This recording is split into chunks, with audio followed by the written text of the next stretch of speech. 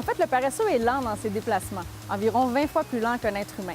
Mais il n'est pas paresseux pour autant. Sa lenteur est le résultat de millions d'années d'adaptation sélective et d'évolution. Si le paresseux est si lent, c'est que c'est une manière pour lui de passer inaperçu. S'il était juste un petit peu lent, il serait une proie très facile pour les prédateurs. Mais avec sa lenteur extrême, il est très difficile à repérer par la harpie féroce, son principal prédateur. Le paresseux peut se permettre d'être aussi lent parce qu'il se nourrit d'une ressource alimentaire qui est abondante et présente partout autour de lui, les feuilles des arbres. Pas besoin de se déplacer donc pour se nourrir.